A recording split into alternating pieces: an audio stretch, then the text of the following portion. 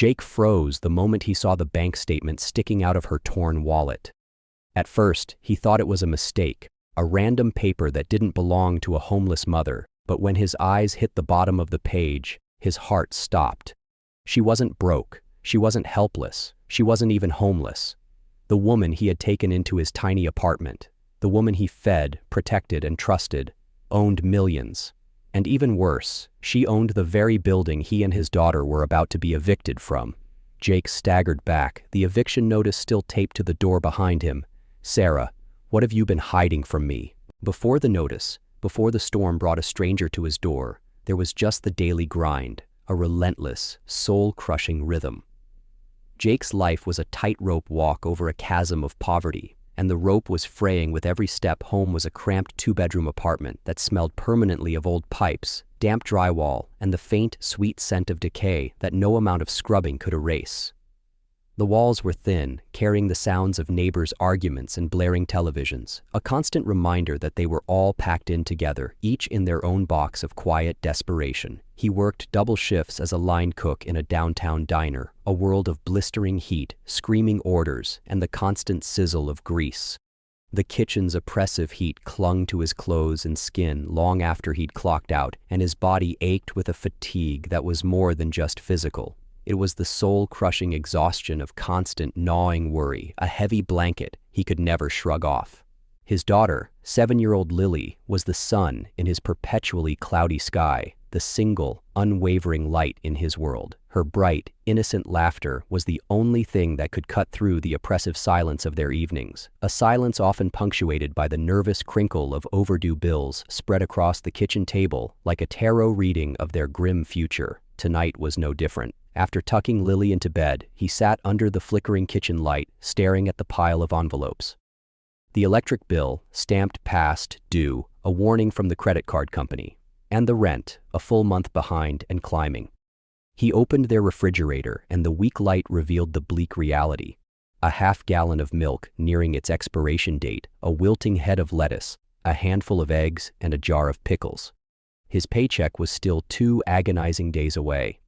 His wallet contained a single, crumpled $5 bill and a worn photograph of Lily, her toothy grin both a comfort and a condemnation.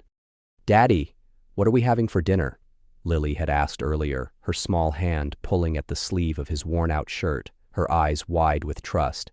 Jake had forced a smile that felt like it might crack his face. "Tonight, my little princess, we're having scrambled dragon eggs and enchanted toast."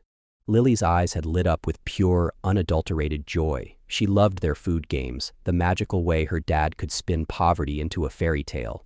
As he whisked the eggs, he added a little extra water to stretch the portion, a small, sad trick he'd mastered over the years, a sleight of hand born of necessity. They ate at their small, wobbly table, Lily chattering excitedly about a drawing of a unicorn she'd made at school, while Jake listened and smiled, nodding in all the right places. The eviction notice, folded and refolded, was a burning weight in his pocket, a secret so heavy it felt like a stone in his gut. He was a good father. He knew that in his bones. He loved his daughter with a fierce, protective instinct that was the engine of his life, the sole reason he got up every morning to face the blistering heat of the grill. But love didn't pay the rent. Love didn't fill the pantry or buy new shoes when the old ones had holes in the soles. He had no family to turn to. His parents were long gone, and his only sibling lived across the country, mired in her own struggles. His friends were all fighting their own quiet battles, treading the same murky water. Some nights, long after Lily was asleep and the apartment was shrouded in darkness, he'd sit by the window, the weight of it all pressing down on him, the feeling of being utterly, terrifyingly alone. He was just one emergency, one missed shift, one unexpected expense away from total and complete collapse. He just never imagined that collapse would arrive with a timid, rain-soaked knock on the door. The knock was so timid it was almost swallowed by the relentless symphony of the storm.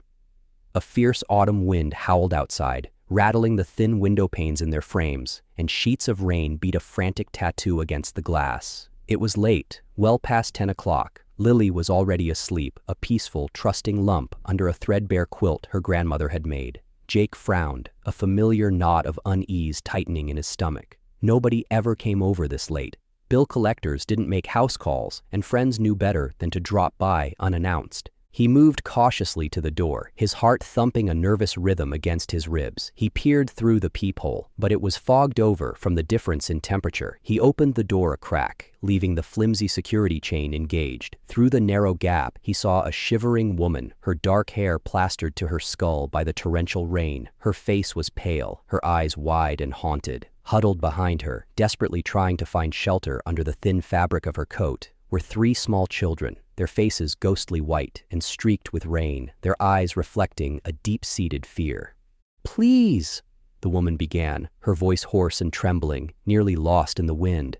"I'm so sorry to bother you this late. Our car, it broke down a few blocks away. The battery's dead. My phone is too. We tried the shelters. All of them are full. They said it's the storm. We have nowhere to go. Please, just for tonight, I promise, we'll be gone by morning. We won't be any trouble." Every rational instinct in Jake's gut screamed no. He couldn't. He had nothing left to give. His own daughter was asleep in the next room, and his primary, sacred duty was to protect her. The apartment was barely big enough for the 2 of them, let alone a family of 6.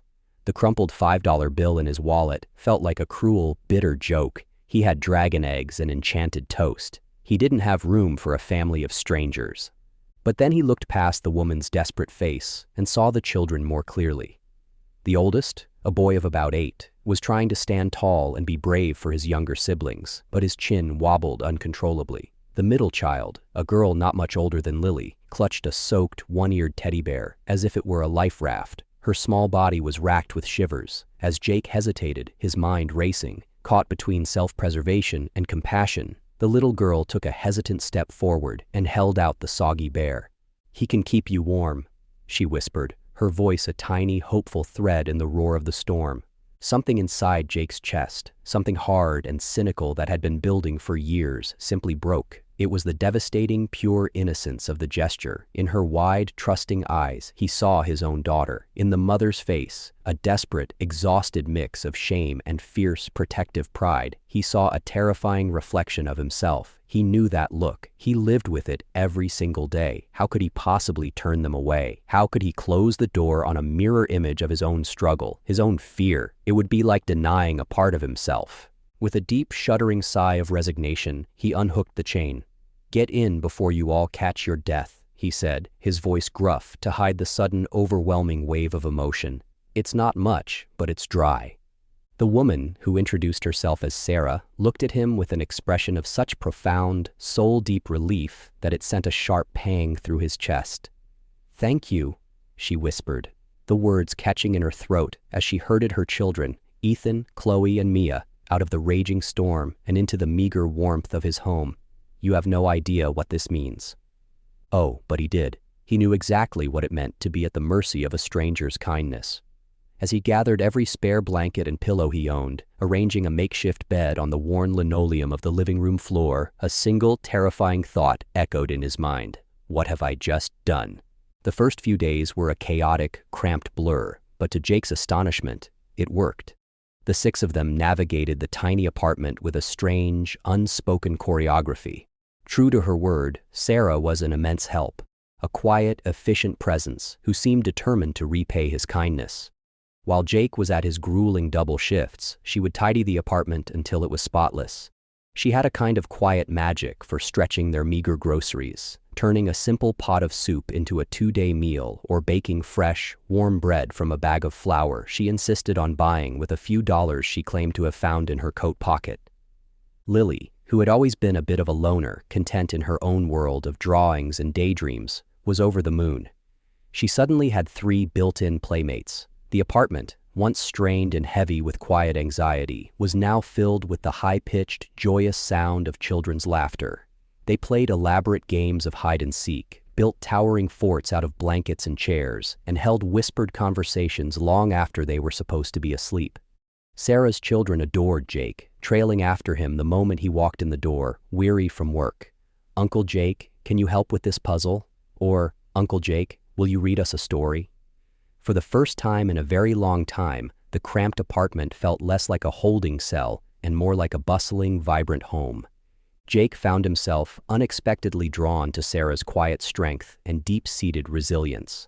They fell into a routine of talking late into the night after the children were asleep, their voices low and hushed over mugs of cheap steaming tea. He learned her kids' ages. Ethan was 8, Chloe was 6, and little Mia was 4. She was a phenomenal listener, her gaze warm and empathetic as he found himself opening up in ways he hadn't with anyone else. He spoke of his struggles, of his dreams for Lily to have a better life than he did, of the suffocating, isolating weight of being a single parent. But as the days bled into weeks, Jake started noticing small, dissonant things, details that didn't add up. Sarah was intensely, almost pathologically, private about her past. Whenever he'd gently ask about her family, where she was from, or the children's father, she'd become vague and evasive, skillfully changing the subject with a practiced ease that began to feel less like privacy and more like deflection. Then there were her odd, inexplicable flashes of knowledge about the building itself. One afternoon, the ancient kitchen faucet began a rhythmic, maddening dripping. Without even looking up from where she was helping Ethan with his homework at the table, Sarah commented casually, "The O-ring in that model is always the first thing to go. It's a design flaw. You need a 3/8" replacement. The super, Mr. Henderson, keeps spares in the bottom left drawer of his toolbox in the boiler room." Jake froze, staring at the back of her head. How could you possibly know that? The super's name, the size, the drawer. Sarah's head snapped up, a brief, undeniable flash of sheer panic in her eyes before she stamped it out with practiced control. "Oh, my ex-husband was a plumber," she stammered, her gaze skittering away from his. "A terrible one, but you pick things up, you know?" It was plausible, but just barely. And little things like that kept happening. She knew that the third floorboard in the hall creaked if you stepped on the right edge. She knew that the main elevator had a tendency to stick between the third and fourth floors on particularly humid days. She even knew which of the ancient washing machines in the basement was most likely to eat your quarters. It was deeply unsettling.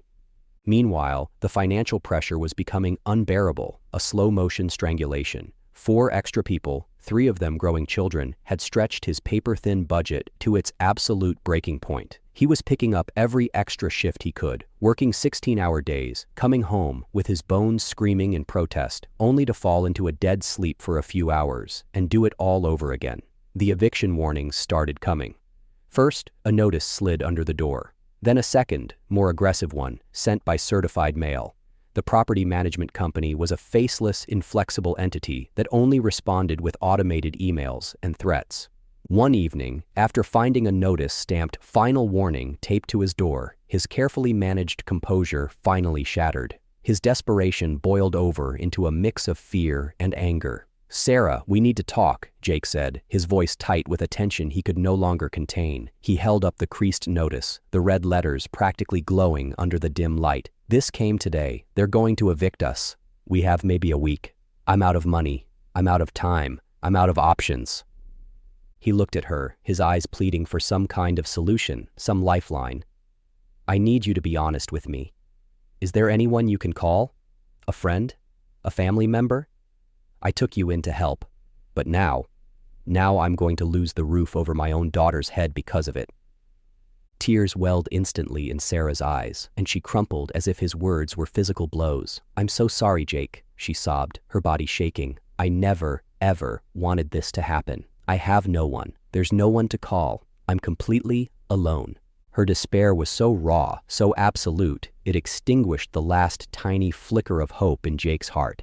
He had tried to do the right thing, to be a good person, and it had led him straight to ruin. Looking at this crying, mysterious woman he'd let into his life, a bitter, poisonous seed of resentment began to take root in the pit of his stomach. Eviction day dawned gray, merciless, and unnervingly quiet. The sky outside was the color of slate, mirroring the grim silence that had fallen over the apartment. The vibrant, happy chaos of the past few weeks had been replaced by the haunting echo of cardboard boxes being taped shut and the sight of empty, dusty spaces on the walls where photos used to hang. Lily was trying to be brave for her father, her small face set in a determined expression, but her lower lip trembled as she sadly packed her beloved stuffed animals into a box, arranging them carefully as if to protect them from the impending upheaval.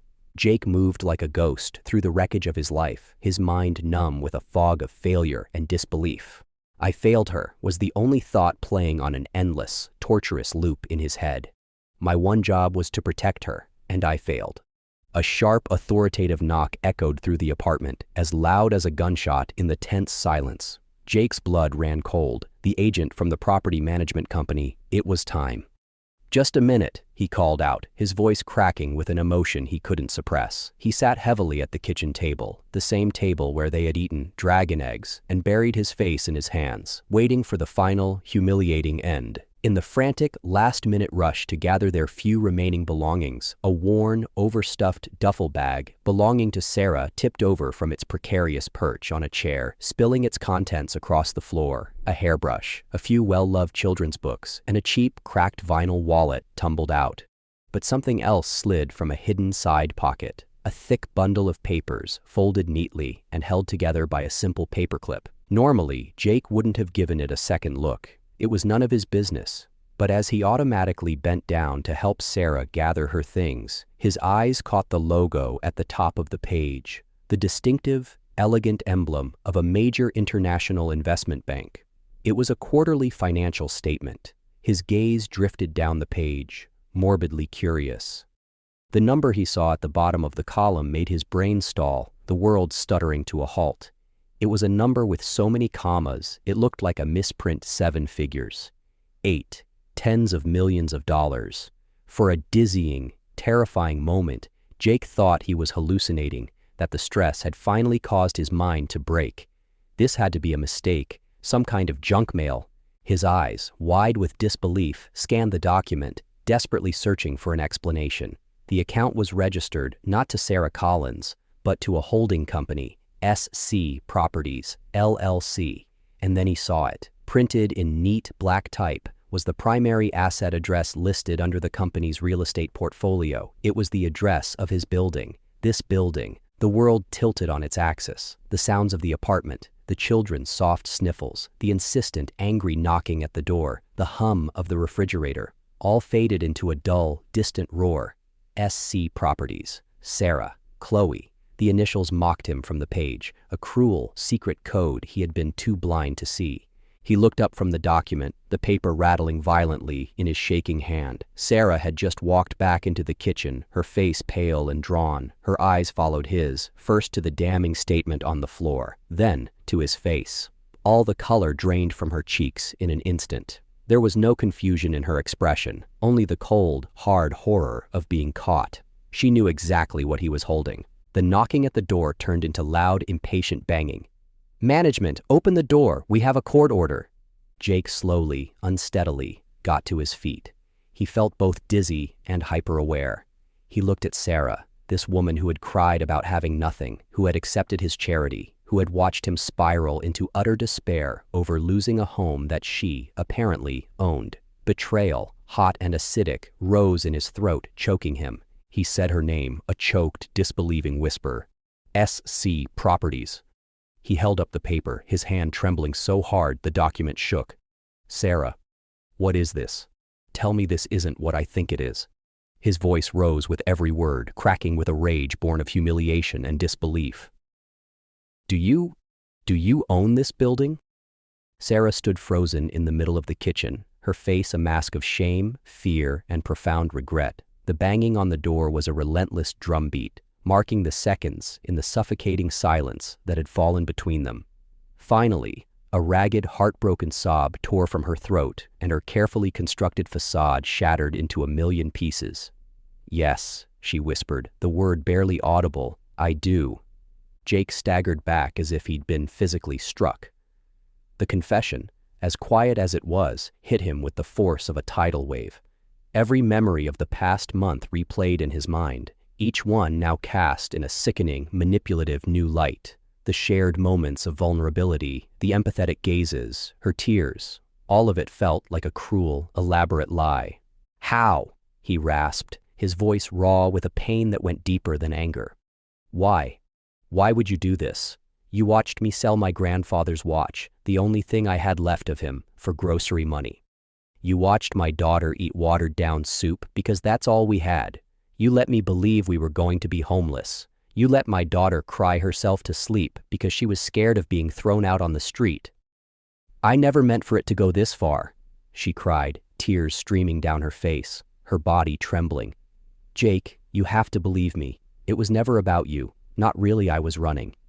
The story then poured out of her in a frantic, desperate torrent. She came from a world of immense wealth he couldn't possibly imagine, a world she had been desperate to escape. Her manipulative, powerful ex-husband had isolated her for years, using her fortune to control her, turning her gilded cage into a high-security prison. When she had finally found the courage to leave him, he had weaponized his influence against her, threatening to take her children and leave her with nothing. He was trying to steal everything, she explained, her voice trembling with the memory of it.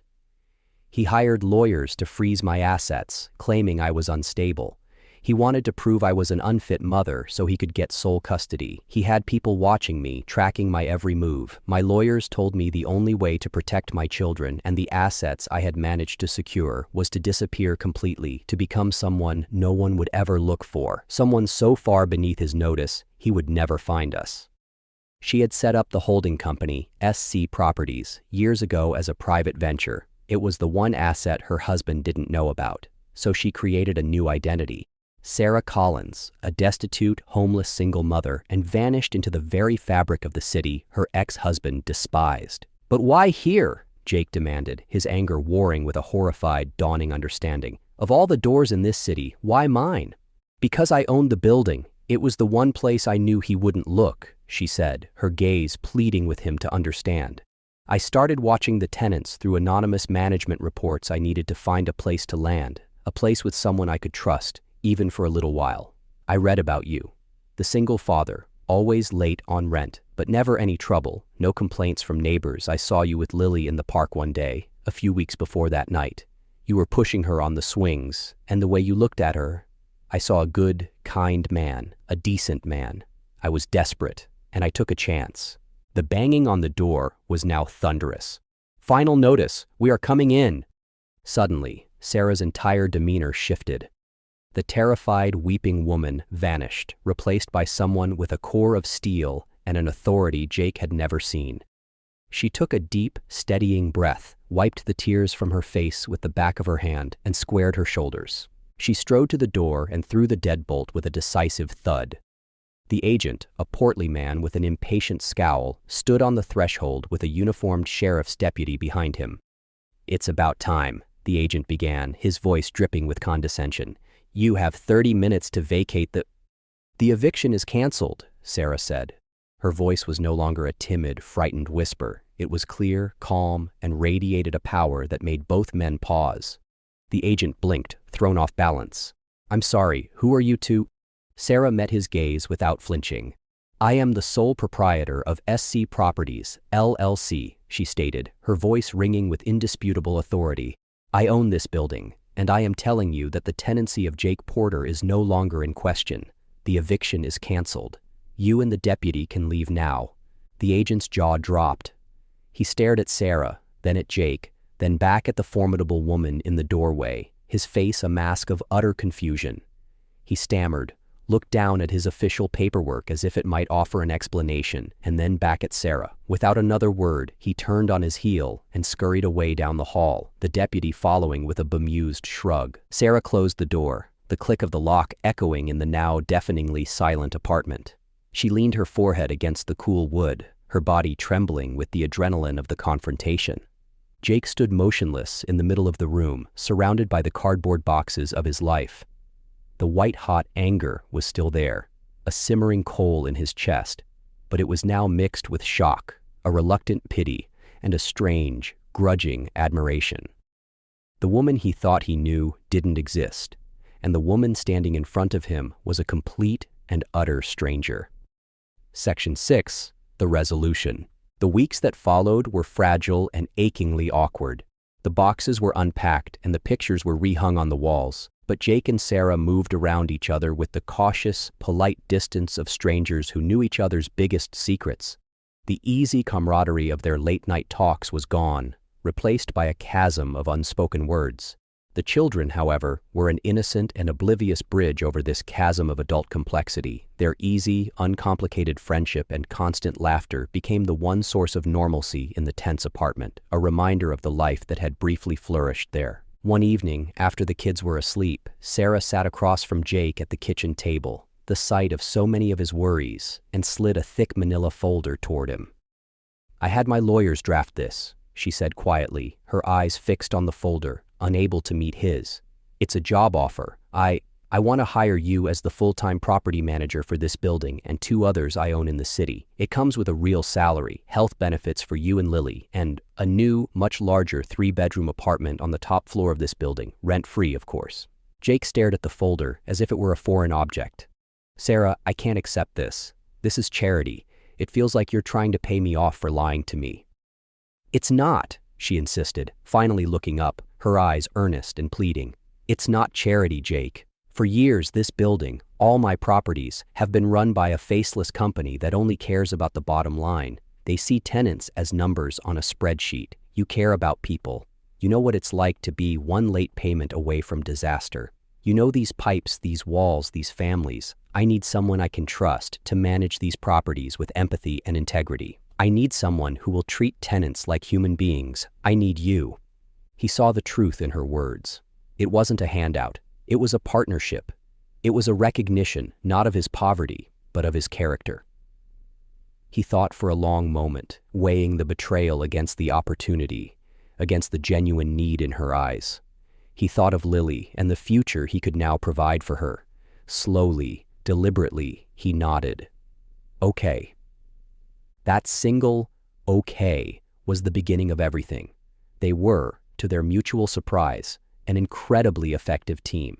Jake, with his practical, on-the-ground know-how and deep-seated empathy, and Sarah, with her sharp business acumen and financial resources. They began transforming the building from the inside out. They renovated the apartments, upgraded the ancient plumbing, fixed the perpetually broken elevator, and even established a tenant support fund for residents facing their own emergencies. The secrecy and tension between them slowly melted away, replaced by an open, honest partnership. They fell into a new, comfortable rhythm, one built not on a desperate lie, but on mutual respect, shared purpose, and a surprising amount of laughter. They were 2 single parents from polar opposite worlds who had, through a bizarre and painful series of events, found in each other a missing, complementary piece. Nearly a year later, Jake and Sarah stood together on the newly landscaped rooftop garden, a space that had once been a barren, tar-covered roof. They watched their 4 children play together among the planter boxes filled with flowers. Lily was showing Ethan how to fly a kite. Their combined laughter carried on the warm evening breeze. "You know," Jake said, turning to Sarah, his hands in his pockets, "I used to come up here sometimes back then. I'd sit on the ledge and look out over the city, and I would feel like the loneliest man in the entire world." Sarah smiled, a genuine, unguarded smile that finally truly reached her eyes. And now? He looked at their blended, boisterous family, at the beautiful home they had built together from the rubble of their old lives. He reached out and, for the first time, took her hand, his fingers lacing naturally with hers. "Now," he said, his voice thick with an emotion he no longer had to hide, "I feel like the richest." If this story touched your heart, please take a moment to like the video and share it with someone who needs a reminder that kindness, even when it feels risky, can change everything. And for more inspirational stories that celebrate the power of human connection, don't forget to subscribe. Conclusion. In the end, Jake learned that true wealth isn't measured by what's in your bank account, but by the love you build and the trust you earn. And Sarah, who had tried to hide from the world, discovered that the safest place she could ever be was in the heart of a good man. Their journey shows that sometimes the greatest risks lead to the most beautiful rewards. Kindness is a seed, and you never know when or where it will bloom.